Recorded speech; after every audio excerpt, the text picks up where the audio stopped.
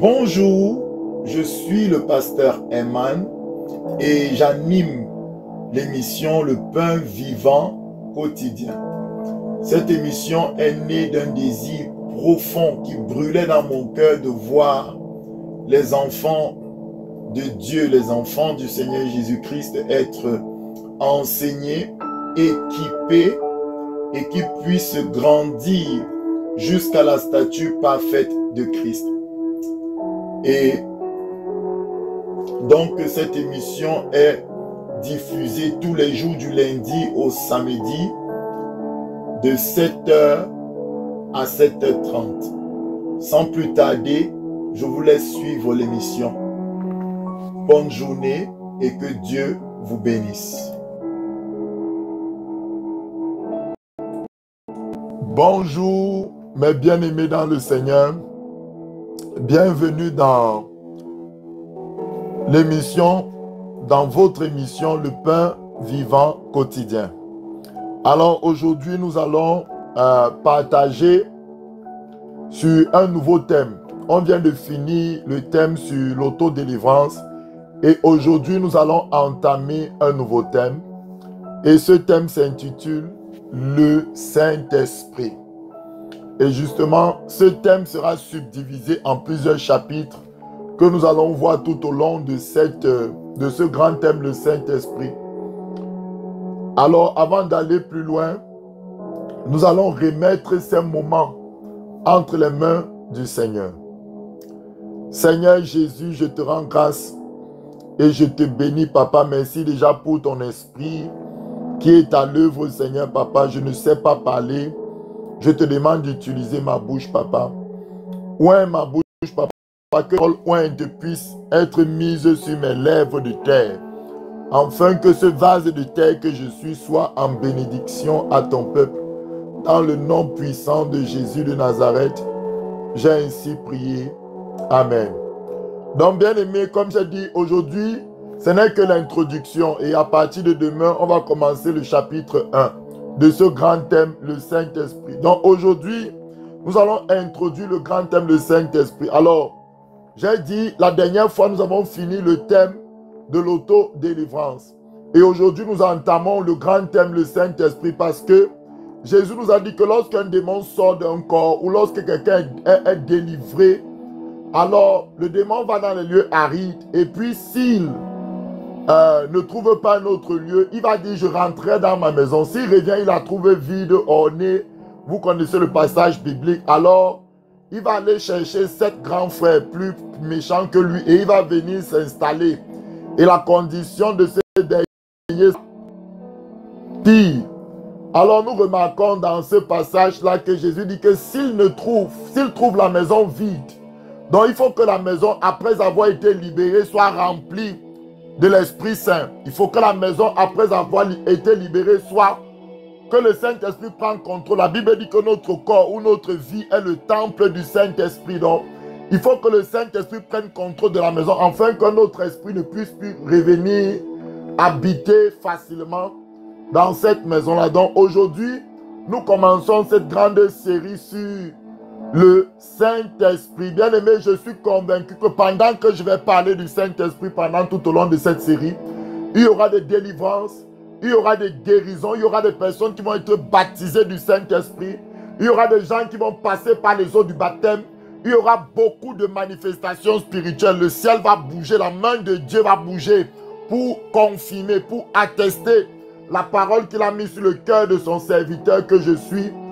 dans le nom puissant de Jésus de Nazareth. Alors, sans plus tarder, je vais entrer maintenant dans la parole de l'introduction du Saint-Esprit, le Saint-Esprit. Alors, je vais m'attarder que sur le Nouveau Testament pour introduire le Saint-Esprit. Je vais laisser, parce que dans l'Ancien Testament, on parlait du Saint-Esprit, de l'Esprit de Dieu, mais je vais juste m'attarder sur le Nouveau Testament pour parler du Saint-Esprit pour le moment. Alors, on va aller immédiatement dans Luc 3, versets 15 à 16. Et là, j'affiche la Bible. C'est déjà affiché chez moi. Donc, Luc 3, verset 15. Ici, c'est Jean-Baptiste qui a été envoyé devant Jésus. Lui-même, la Bible dit que il n'était pas la lumière dans Jean 1, mais il a été envoyé devant le Seigneur pour préparer son chemin. Donc, Jean-Baptiste qui est envoyé devant Jésus pour préparer le chemin de Jésus-Christ, afin que Jésus-Christ vienne après Jean-Baptiste pour faire son ministère à lui. Alléluia. Donc, ici, voici ce que va dire lorsque le peuple se demandait en eux-mêmes si Jean-Baptiste était le Christ. Alors la Bible nous dit, Luc 3, verset 15, comme le peuple était dans l'attente et que tous se demandaient en eux-mêmes si Jean n'était pas le Christ, alors le verset 16 nous dit quoi? Enfant béni d'Élohim. Le verset 16 nous dit ceci.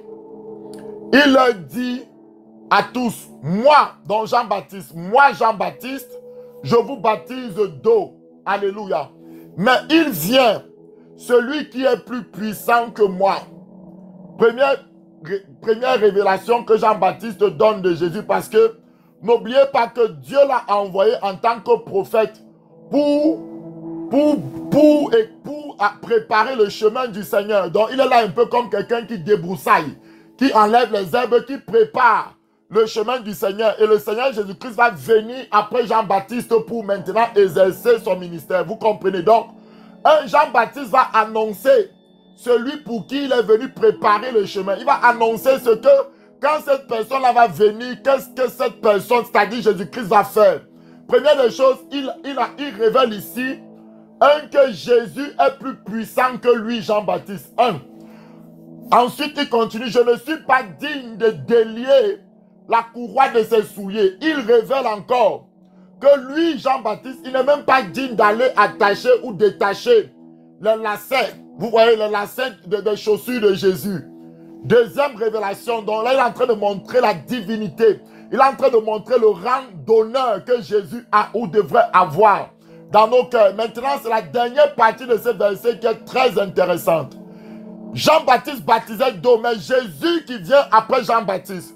Jésus pour qui Jean-Baptiste est en train de préparer le chemin. Jésus, lui, en parlant de Jésus, il vous baptisera du Saint-Esprit et de feu. Gloire à Dieu. Donc, Jean-Baptiste annonce ici que quand Jésus là va venir, l'une des caractéristiques de ce Jésus, c'est que il va baptiser. Baptiser vient du mot grec baptizo, qui veut dire immerger. Il va baptiser, s'il vous plaît, du Saint-Esprit et de feu. On ne peut pas dissocier les deux baptêmes. Quand tu es baptisé du Saint-Esprit, comme au jour de la Pentecôte, des langues de feu s'opposaient. Donc, le feu symbolise le Saint-Esprit. Le feu symbolise le réveil. Le feu symbolise vraiment quelqu'un qui est en feu. Parce que Jésus dit, dans la parole dans l'Ancien Testament, qu'il veut que ses serviteurs, c'est-à-dire vous et moi, nous, ses enfants, nous soyons comme des flammes de feu. Et que les anges soient comme des vents. Les messagers, les anges sont comme des mains. Nous, les serviteurs, nous devons être embrasés de son amour. Nous devons être en feu. Donc, première révélation, Jésus nous baptise du Saint-Esprit. Dans un autre endroit dans Jean 1, à partir du verset 29, Jean-Baptiste va révéler que Jésus est l'agneau de Dieu qui ôte le péché du monde. Donc, il a introduit, entre guillemets, celui qui venait après lui. Première révélation, c'est l'agneau de Dieu qui ôte le péché du monde. Ça nous parle de la crucifixion, parce que dans Apocalypse, on dit que Jésus est l'agneau immolé qui est sur le trône. Donc, quand on dit que Jésus est l'agneau de Dieu, c'est-à-dire que Dieu s'est pourvu d'un agneau sans tache, ni ride, sans péché. Vous comprenez? Pour racheter le monde, pour sauver le monde par son sang. Ça, c'est la première phase de Jésus, mais ce n'est pas fini. Jean-Baptiste a clairement dit ici, il vous baptisera du Saint-Esprit et de feu.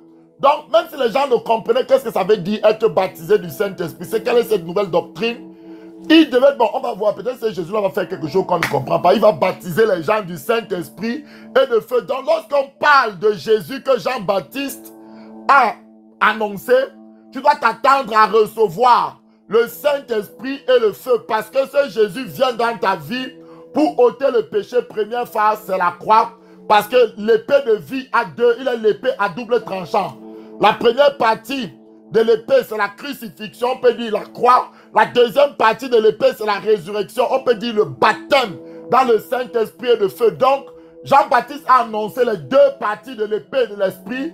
Première partie, l'agneau de Dieu qui ôte le péché. Nous parlons de la crucifixion, de son sang, de ses souffrances.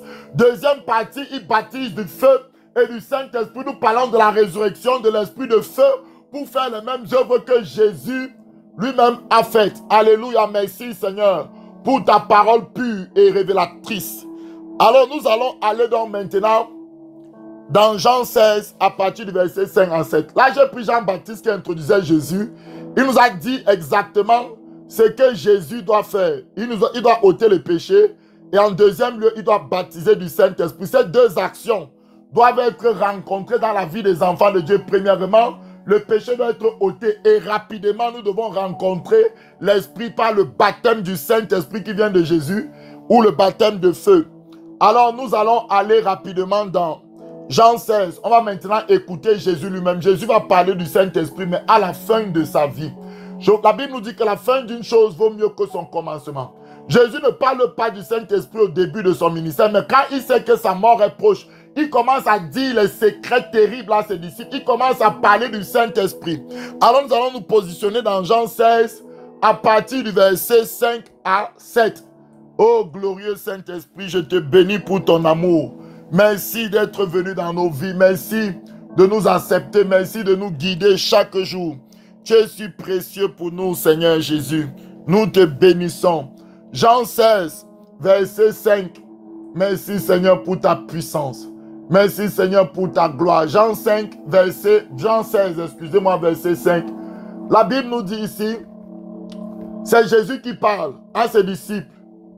Maintenant, je m'en vais vers celui qui m'a envoyé et aucun de vous ne me demande où vas-tu donc. Il est en train de dire, je vais repartir, je vais mourir, ressusciter et remonter au ciel. En fait, c'est ça qu'il est en train de dire à ses disciples ici. Donc, je m'en vais. Mais vous, mes disciples, comme je suis en train de dire que je m'en vais, vous êtes attristés, vous ne comprenez pas, ouais, comment ce Jésus s'il peut nous quitter, ouais, qu'est-ce que Jésus veut nous faire comme ça, on va encore trouver quelqu'un comme lui où? Donc, mais parce que je vous ai dit ces choses, la tristesse a rempli votre cœur, c'est ce que Jésus leur dit. Et le verset 7 qui est un verset que je veux qu'on va s'attarder un peu 5 minutes sur ce verset. Je vais m'appesantir sur ce verset par la révélation de l'Esprit. Cependant, je vous le dis, je vous dis la vérité. Bien aimé, c'est Jésus qui parle ici. Ok? Il vous est avantageux. Dans le grec, c'est vraiment avantageux. C'est-à-dire que il y a plus d'avantages. Il est bénéfique pour vous. Il parle à ses disciples, les 11, puisque Judas est sorti du milieu d'eux. Ils sont restés 11 autour de Jésus. Il leur parle. Il leur dit, mes enfants, écoutez-moi, il est avantageux pour vous maintenant que moi, Jésus, Fils de Dieu, Dieu fait homme, je m'en aille. Car si je ne m'en vais pas, le consolateur, vous savez qu'ici le consolateur c'est le Saint-Esprit. Tu peux mettre ici, le Saint-Esprit ne viendra pas vers vous.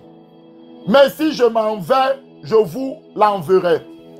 Alors bien aimé, souvent on lit les versions, passe rapidement. Je vais m'appesantir ici, tranquillement par la parole de Dieu. Alors, qui est Jésus? Jésus c'est Dieu incarné dans un corps humain.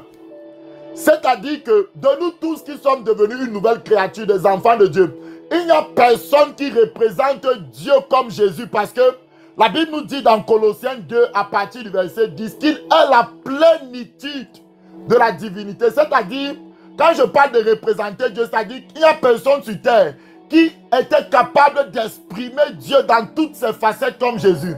La Bible nous dit dans Colossiens 1 à partir du verset 15 qu'il est l'image du Dieu invisible. C'est-à-dire que le Dieu qui a créé le ciel et la terre, le Dieu que nous ne voyons pas avec nos yeux, Jésus-Christ, quand il était sur terre physiquement, il incarnait, il représentait de manière claire, de manière totale, de manière parfaite ce Dieu-là.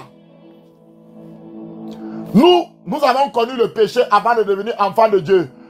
Nous sommes toujours en train d'être perfectionnés de jour en jour. Jésus, il était parfait, sans tache ni ride. Il représentait Dieu de manière parfaite, sans ambiguïté. Toutes les facettes de Dieu, humilité, douceur, amour, patience, tout. C'est-à-dire que quand on voyait Dieu, quand on voyait Jésus, on a vu Dieu. Donc, il est la meilleure personne physique, entre guillemets, si je peux dire comme ça, qui peut représenter Dieu parmi tous les fils de Dieu.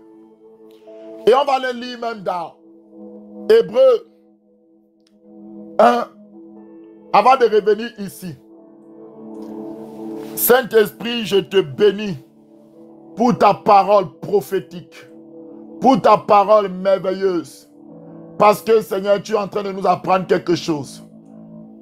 Je veux qu'on comprenne qui est ce Jésus qui parle. Qui est ce Jésus qui peut dire que mes disciples, maintenant, il est avantageux pour vous que moi, Jésus, moi le Jésus, c'est moi qui représente le Père, sans ambiguïté. Ce n'est pas que je représente souvent, après souvent je représente Satan, après. Non, tous les jours, 24 heures sur 24, chaque seconde, chaque minute, ce n'est que le Père que j'exprime. Je ne révèle que le Père. Philippe demande, montre-nous le Père. Jésus dit que, mais si tu m'as vu, tu as vu le Père. Le Père est exprimé au travers de ma vie 24 heures sur 24, 7 jours sur 7, minute par minute, seconde par seconde. Je n'exprime que le Père. Je suis sa représentation authentique. Il n'y a personne qui connaît le Père comme le Fils, nous dit la parole. Jésus lui-même dit, personne ne connaît le Père si ce n'est le Fils. Et personne ne connaît le Fils si ce n'est le Père. Et celui à qui le Fils vient révéler le Père. Vous voyez que Jésus connaissait de manière pure. Ici, quand il parle du Père, il parle du Saint-Esprit.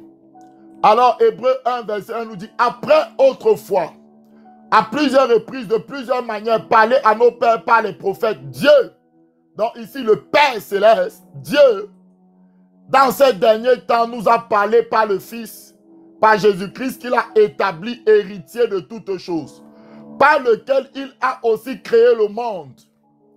Verset 3 qui, je voulais lire, et qui est donc ce Jésus qui était sur terre là, et qui il est le reflet de sa gloire. C'est-à-dire que quand tu as vu Jésus, tu as vu le Père. Ne cherche plus.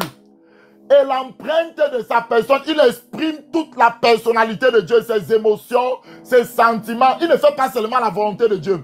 Il fait la volonté de Dieu comme si Dieu était sur terre. C'est comme ça que Dieu l'aurait faite. Vous comprenez? Il fait la volonté du Père avec les émotions du Père. Il fait la volonté du Père avec le cœur du Père. Il fait la volonté du Père avec les sentiments du Père. Parce que souvent, nous-mêmes, en tant qu'enfants de Dieu, je peux me mettre, Dieu me dit, va prêcher l'évangile à tel endroit. Je vais faire la volonté de Dieu. Ça, c'est la volonté de Dieu. Mais en allant faire cette volonté-là, je la fais, mais je n'ai pas tous les sentiments du Père. Peut-être Dieu aime tellement ce peuple. Mais moi, je ne ressens pas tout cet amour. Je vais seulement par obéissance.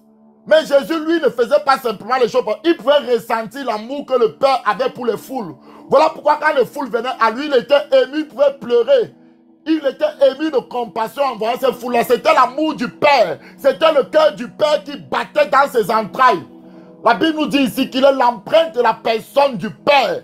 Et il soutient donc toutes choses par sa parole puissante. Et il a fait la purification du péché. Il s'est assis à la droite de la majesté divine dans les lieux très hauts. Seigneur, je te bénis et je te rends grâce pour cette parole merveilleuse. Alors on va revenir dans Jean. Jésus donc vient de dire, qui est ce Jésus? Il est le pasteur des pasteurs. Bien aimé, écoutez-moi très bien. J'ai dit que Jésus est l'incarnation. Lorsqu'il était sur terre, il était l'incarnation de Dieu. Personne parmi nous qui existons aujourd'hui en tant que nouvelle créature ne peut exprimer Dieu comme Jésus l'a fait. Ça dit, quand on dit exprimer, ce n'est pas seulement dans la manifestation des dons spirituels.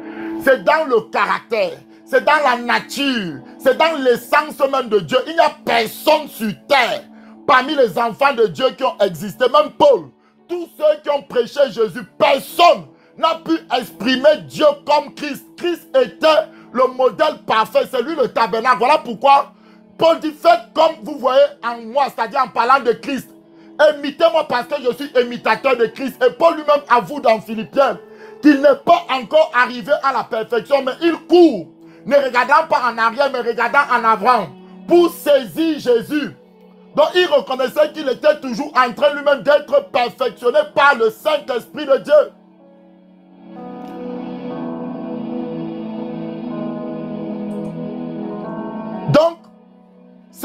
Jésus-là, qui peut exprimer le Père, c'est-à-dire Dieu, de manière parfaite, qui est le pasteur des pasteurs, si un pasteur qui connaît comment paître les brebis vraiment sur terre en ce moment-là, c'était Jésus.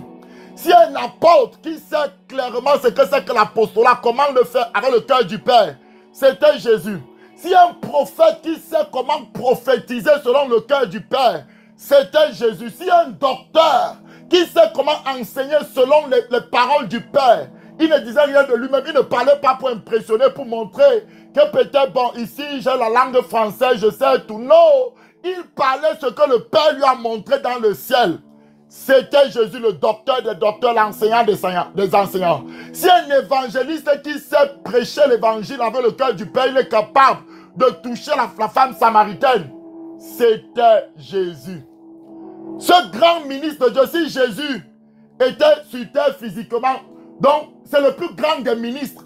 Parmi les ministères, donc, c'est-à-dire parmi les pasteurs actuels, tout. Si Jésus revenait sur terre physiquement, si on rentrait à cette époque, il y a 2000 ans, on peut dire que Jésus était le meilleur des pasteurs parce qu'il exprimait Dieu dans tout son caractère, dans toute sa plénitude. Il était le meilleur des prophètes. Écoutez, donc c'est le meilleur des pasteurs physiques qui peut exister. C'est le meilleur des prophètes physiques qui peut exister.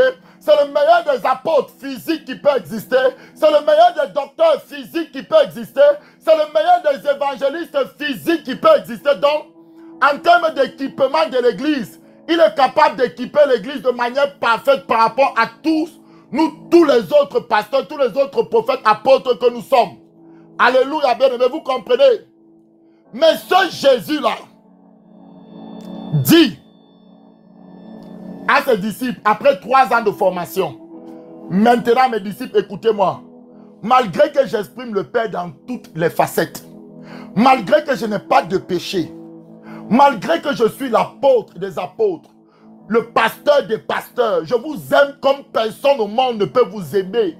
De l'amour du Père, tel que le Père m'a aimé, voici comment je vous aime, nous dit la parole. Il est avantageux pour vous, mes disciples, que je m'en aille et que le consolateur, le Saint-Esprit vienne. On se calme un peu, on réfléchit à cette révélation.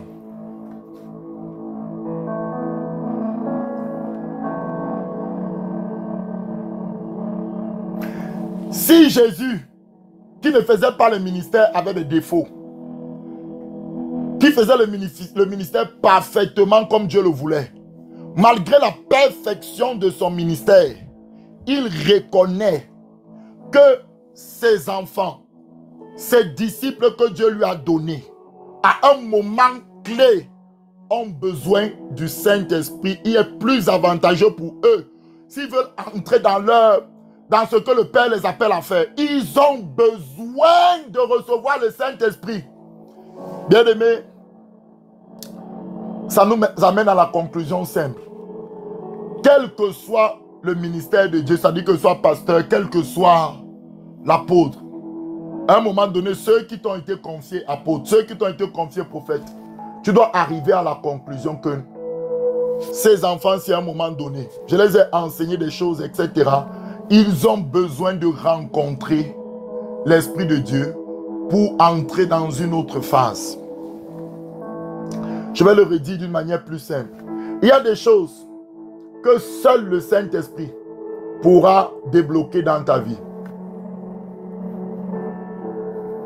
Il y a des choses, ma soeur, mon frère qui m'écoute ce matin, même si tu es sous le ministère le plus puissant du monde entier actuellement, ce ministère le plus puissant du monde entier actuellement, il y a certaines choses que seul, écoute-moi, le Saint-Esprit pourra t'amener dans cette sphère-là, dans cette dimension-là. Gloire à Dieu. Je suis que dans l'introduction, je suis en train de vous montrer l'importance du Saint-Esprit.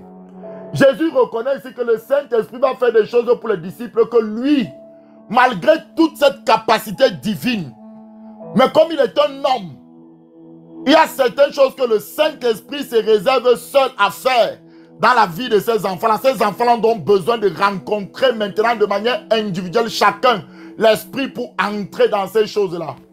Et Jésus donc donne cette déclaration. Il est avantageux pour vous maintenant que moi je m'en aille.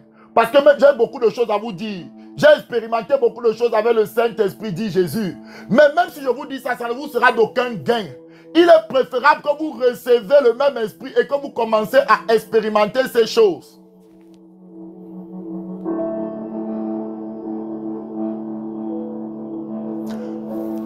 On est presque à la conclusion. On va aller toujours dans Jean 16, mais tu vas te positionner dans le verset 13. Si tu imagines à quel point le Saint-Esprit est important, bien-aimé, je suis en train de susciter en toi la soif. Imagine-toi à quel point le Saint-Esprit est important. Jean 16, verset 13. Quand le Consolateur sera venu, l'Esprit de vérité, il vous conduira dans toute la vérité. Car il ne parlera pas de lui-même. Donc Jésus ne parle du Saint-Esprit. Le disciple dit que, hé maman, le type, si tu me dis, moi, j'ai dit que tu as les paroles de la vie, tu me dis qu'il y a quelqu'un qui peut venir dans nos vies et c'est plus avantageux que toi, le pasteur des pasteurs, toi qui marches sur l'eau, toi qui fais les poissons sortent de l'or dans leur bouche, toi qui multiplies les pains, qui ressuscite les morts. Mais je dis, il y a quelqu'un qui peut venir dans nos vies et on a plus d'avantages à être avec cette personne qu'avec toi. Je veux dire à un enfant de Dieu, il y a plus d'avantages pour toi d'avoir une communion étroite avec le Saint-Esprit que de rester toujours collé sans cesse à un homme de Dieu. Bien aimé, je libère la parole prophétique aujourd'hui avec vérité, sans blaguer. Et à un moment donné de ton parcours avec Dieu, il sera plus avantageux pour toi que l'homme de Dieu rentre en arrière et que tu entres en communion intime avec l'Esprit, que l'Esprit prenne le relais et t'amène sous ses ailes, que vous expérimentez les choses surnaturelles. Le but du ministre, c'est de t'amener et de prendre ta main et de la mettre dans la main de l'Esprit. Et que le Saint-Esprit prenne finalement ta main et t'amène dans les profondeurs, dans les eaux profondes. Voilà le but du ministre. Le but des ministères aussi. L'un des buts les plus importants parce que Jésus le dit à la fin de son ministère. À la fin de son parcours sur terre. La Bible nous dit clairement aussi, il ne parlera pas de lui-même le Saint-Esprit, mais il dira tout ce qu'il aura attendu. Et il vous annoncera les choses à venir. Il me glorifiera, c'est Jésus qui parle. Le Saint-Esprit glorifiera parce qu'il prendra de ce qui est à moi. Et il vous l'annonce. Donc le Saint-Esprit va prendre ce qui est à Jésus et il va commencer à nous l'annoncer. Alléluia. Donc, il nous conduira dans toute la vérité. Je vais finir par là. Ce n'était que l'introduction. Je vais donc voir dans la vie de Jésus. Parce que vous connaissez la parole qui dit que je vous donnerai un autre et il demeurera éternellement avec vous. C'est toujours dans Jean-ci. Que Jésus parle comme s'il dit que je prierai le Père et il vous donnera un autre consolateur. Et cet autre consolateur demeurera éternellement avec vous. En parlant du Saint-Esprit, on va voir ça dans la vie de Jésus. Lorsque Jésus a été baptisé par Jean-Baptiste, le Saint-Esprit est descendu sur lui. Ça, c'est dans Matthieu 3, à la fin de Matthieu 3. Maintenant, écoutez, depuis le jour où il a reçu ce baptême du Saint-Esprit, où le Saint-Esprit s'est posé sur lui, la Bible nous dit dans Matthieu 4, et c'est par là, je vais finir par 3 petits versets, et on va se mettre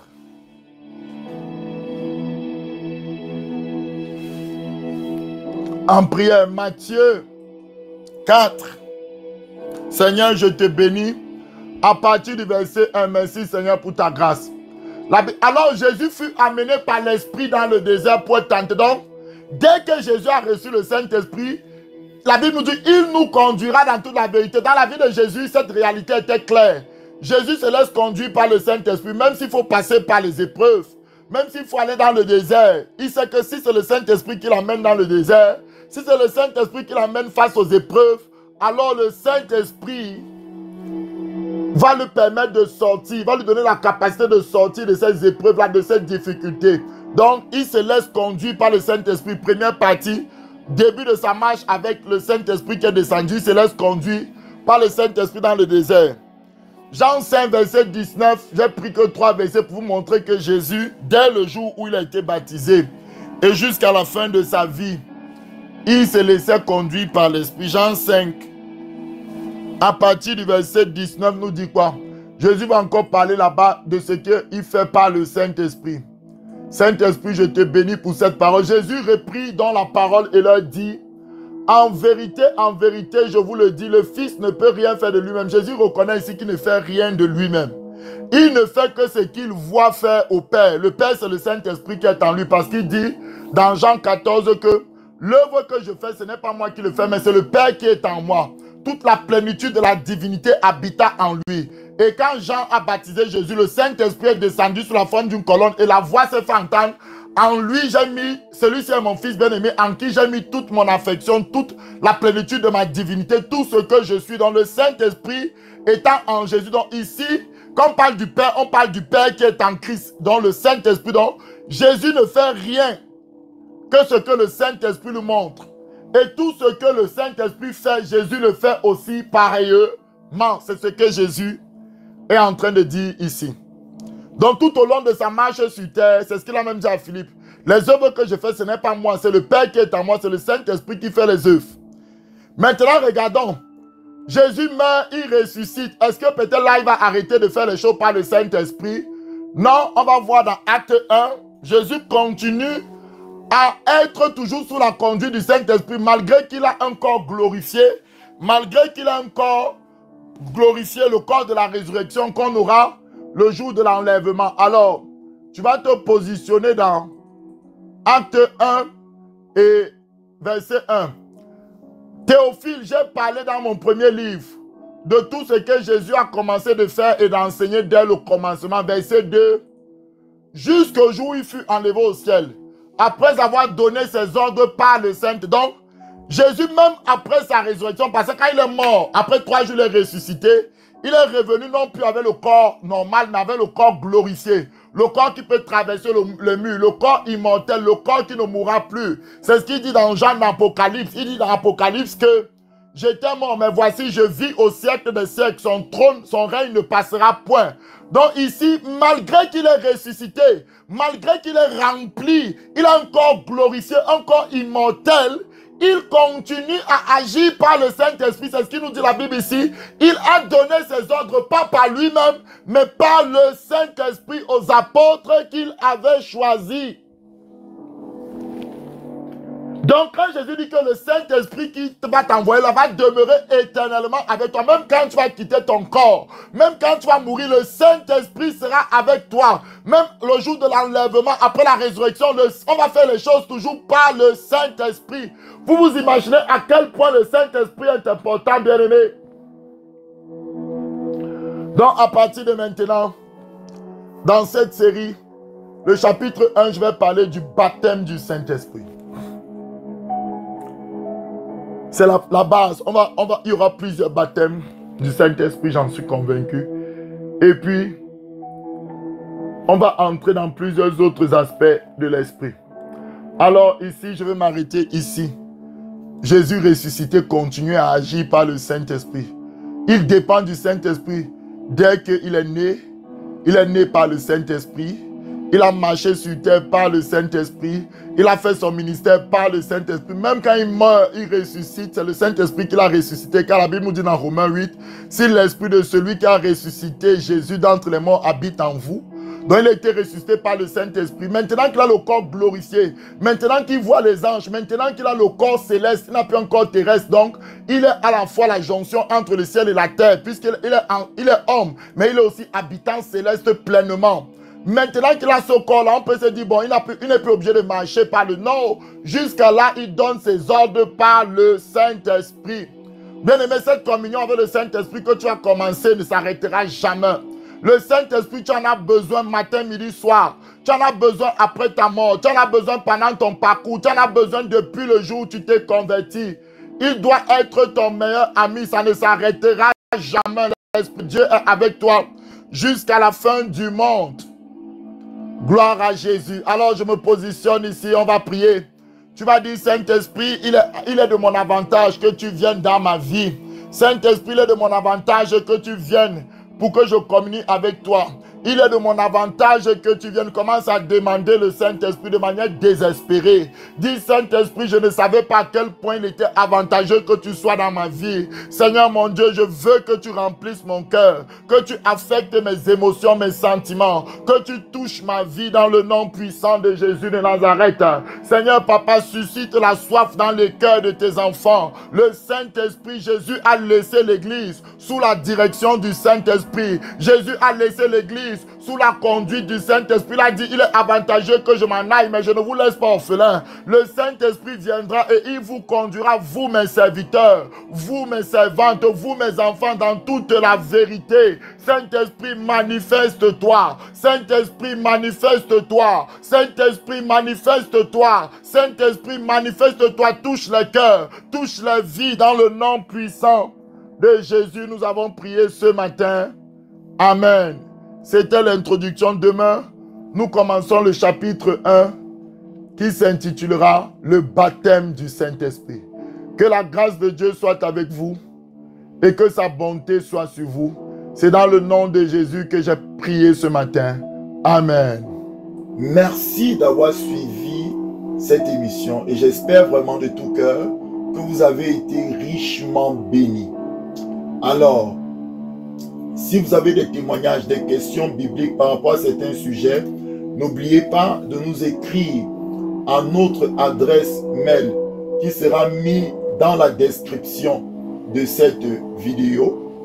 Et puis, surtout, likez en cliquant sur le pouce, vous likez et vous partagez à vos connaissances, afin que le plus grand nombre puisse être aussi béni. Alors, on se retrouve pour d'autres épisodes. Soyez bénis au nom puissant de Jésus.